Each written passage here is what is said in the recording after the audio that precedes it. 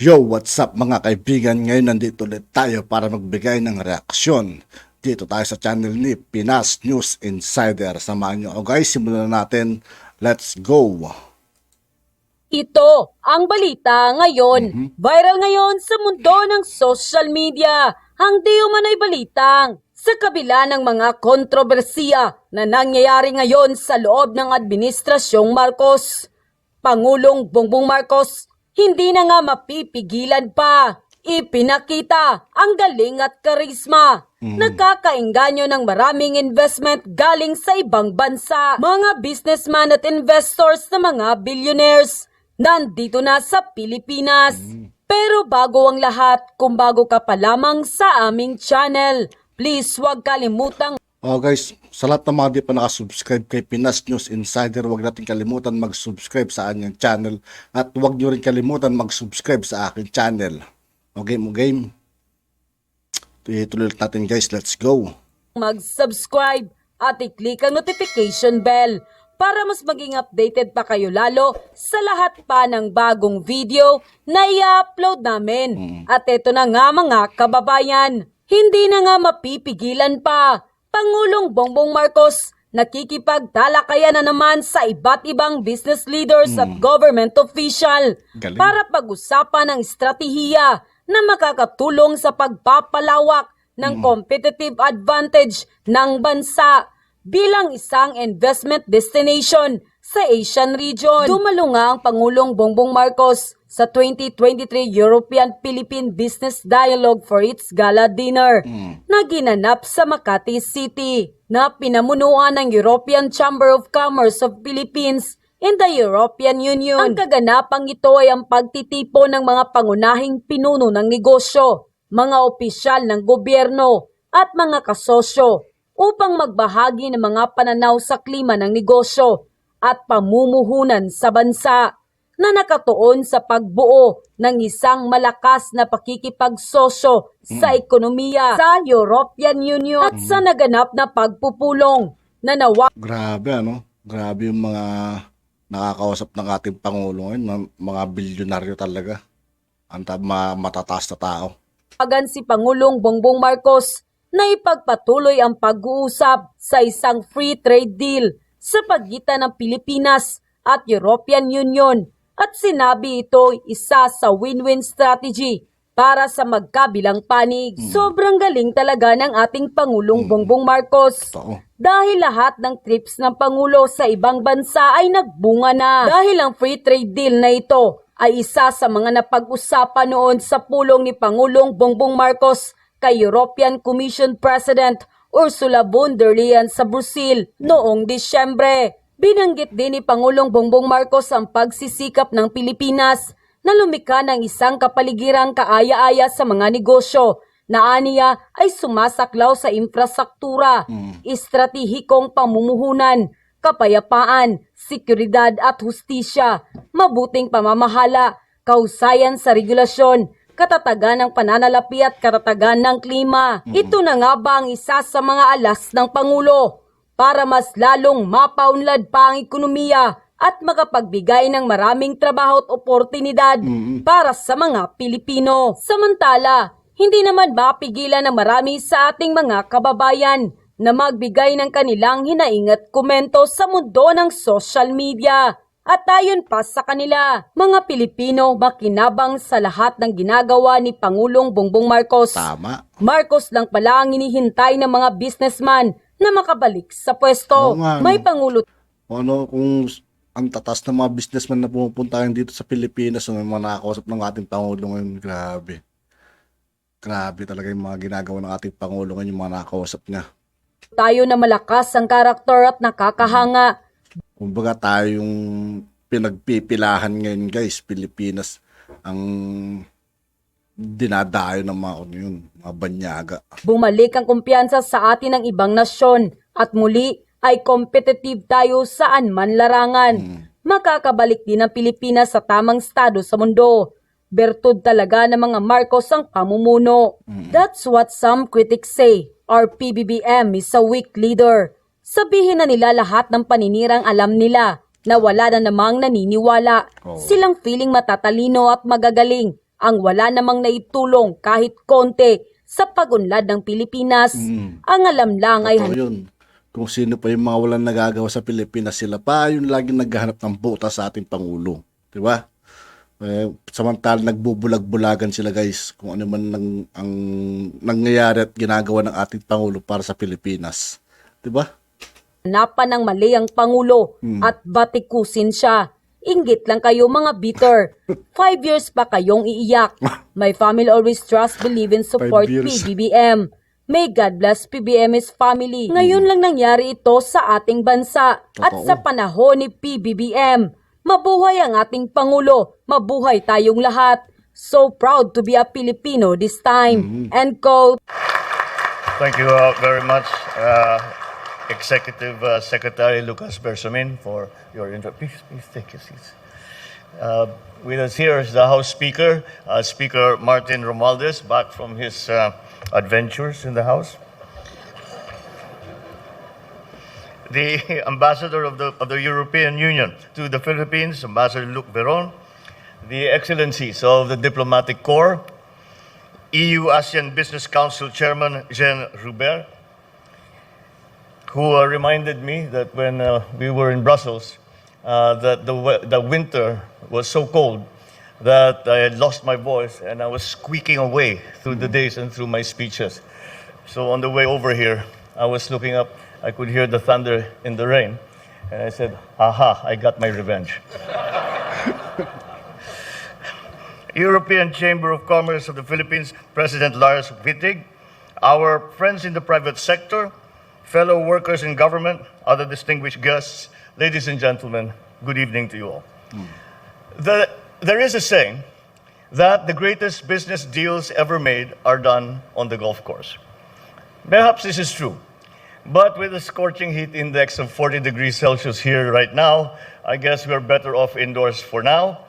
And let's just add to that the danger of lightning strike as you take your swing.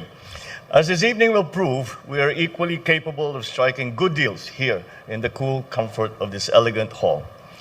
On behalf of the Filipino people, I thank very warmly the EU-ASEAN Business Council and the European Chamber of Commerce in the Philippines for having organized this business dialogue and trade mission trip to the Philippines, which culminates in this lovely gala dinner. I also extend our gratitude to the entire business delegation from the EU, especially the companies that hold operations in the Philippines already, for their plans and investments that directly contribute to our economic development. I hope your visit to the Philippines has been pleasant and enjoyable thus far. Now in its 10th year, this edition of the Business Dialogue holds much promise. The Philippines shows healthy signs of recovery from the economic downturn brought about by the pandemic. We are very proud to have registered a 7.6 GDP growth rate in 2022. It signifies that there is a highly resilient sector of very strong economic activity in the country. Earlier this year, we rolled out our Philippine Development Plan for 2023 to 28, which I approved shortly after the Business Summit in Brussels last December. We put this together from much of the discussions that we had made there, and to hear from our potential investors what it is that they are looking for.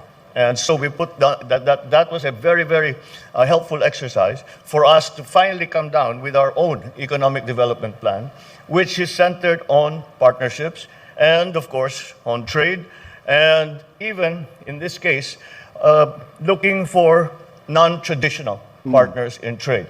Non-traditional suppliers, non-traditional markets. And this is necessitated by the experience that we have had, where we were complacent in the thought that the suppliers that we were using will always be available for us. Those markets that we sell to will always be open.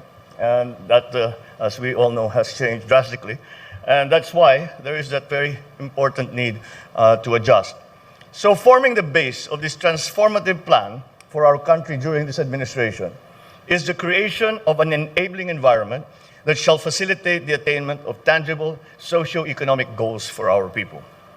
The enabling environment covers vital areas and concerns, especially infrastructure, strategic investments, peace, security and justice, good governance, regulatory efficiency, financial stability, and last but not least, climate resilience. We have already begun implementing strategies along these lines, as well as the beneficial policies and projects that were laid down by my predecessors. We have broadened the range of liberalized businesses and sectors to include public services, retail trade, and renewables, amongst others. We have made our system of corporate taxation more business-friendly, with a lower tax rate and improved mechanism for tax and duties incentives. To facilitate and expedite strategic investments throughout their whole life cycles, express or green lanes are established to integrate streamlining, permitting, and approval processes and remove unnecessary barriers and redundancies. All these bode well for a stronger and more productive relationship between the Philippines and the EU. Overall, these enhance the features of the Philippines as an attractive trade and investment destination. If there is one thought that I came away from Brussels with, is that we can feel a discernible shift in terms of attention for trade by Europe to Asia. And that really triggered many of the measures that we had enacted, the changes we have to legislation, the changes that we made to the ease of doing business, the changes that we have, the work that we have done to improve the situation with the power in terms of supply and in terms of cost. And embedded in that power's problem is the shift from renewables, from traditional fossil fuels to renewables. We are not alone in doing all of this, and I know that every country is doing the same thing.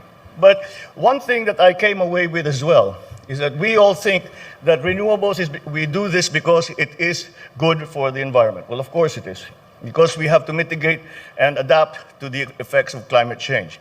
However, as practical businessmen, it has also become a practical problem that we must face in terms of our markets.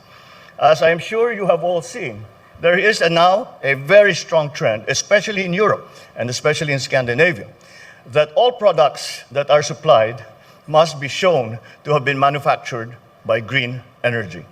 And so that immediately defines what your market is, and that includes that very important shift from the traditional fossil fuel sourced energy to the renewables that we are all trying to develop. So this solid enabling environment will pave the way for our compliance with vital international obligations as determined by the EU. This condition of compliance will, in turn, guarantee our continued participation in the Generalized System of Preferences Plus scheme.